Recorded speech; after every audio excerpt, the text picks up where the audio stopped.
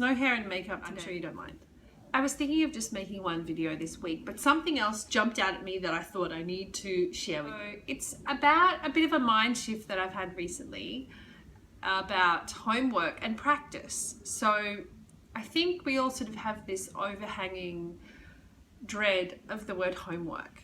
So homework is something we had to do when we were at school and we didn't really like it. It was something that we had to do because the teacher expected us to do our homework. How can we reframe our Chinese practice so that it isn't bundled up with that old idea of homework, which is something that we should be doing, which we dread, which we don't do, and then we feel bad because we haven't done it. And then we get to class and we feel bad because we're not performing as well as we could have because we haven't done our homework.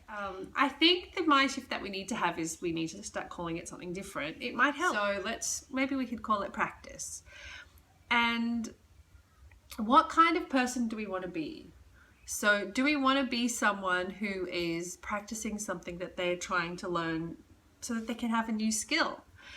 Because there's so much time still left in our lives when we can achieve new skills and learn new things and experience different things. It relates to, in my own life, something that I've been doing. I'm currently doing my yoga teacher training, and I'd always had this idea that I wanted to be a yoga teacher. So to be a yoga teacher, what do yoga teachers normally do? Well, they normally practice yoga. They usually have a daily practice where they practice yoga so they can breathe, stretch, move, and connect to the yoga practice as a way of being more mindful and having a better life. So when I sort of turned that around from being, okay, this is homework that I have to do for my yoga teacher training, and the mind shift was, now I'm going to do practice, because that's what yoga teachers do, they practice. And just like people who are learning Chinese, people who speak Chinese actually speak it and practice it. So people who are piano players play the piano, not because it's their homework and something that they have to do, but it's because that's what they do. So people who know Chinese actually speak it. And so it's about doing it every day, a little bit every day, because that's who you are now. That's part of your new identity. So take it on and start having the practice as one of the things that you do in your life, like just like you brush your teeth, just like you tuck your kids into bed, you make it a habit of speaking it every day, and that's how you become a Chinese speaker. That's how you become a yoga teacher. You practice yoga.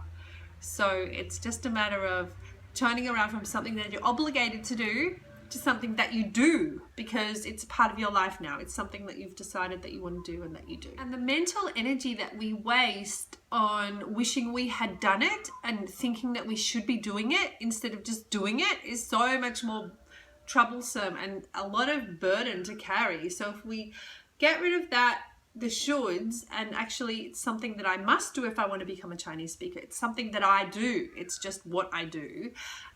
Letting go of all of that negative baggage so that our mind is free to just do it instead of being tied up in I haven't practiced and it's a waste of money and I should be practicing.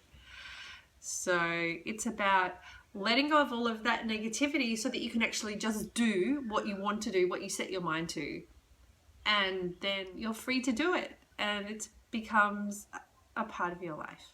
And if you change your mind and you don't want to be a Chinese speaker anymore, then that's okay as well.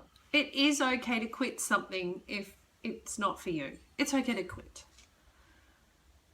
But if it's something that you do want to do, then you have to do it in your day. Find somehow in your day to do it. And habits are easily formed by doing it every day. Putting the book somewhere prominent every morning when you're having a cup of tea, or when you first get out of bed, or before you go to bed, some sort of set time of the day where you do a bit of the thing that you've decided that you would like to do. That's how it becomes a habit, and that's how you improve. And that's how you achieve the things that you want to do. And if you're tired and overworked, then be kind to yourself. Take time to rest and restore. Okay?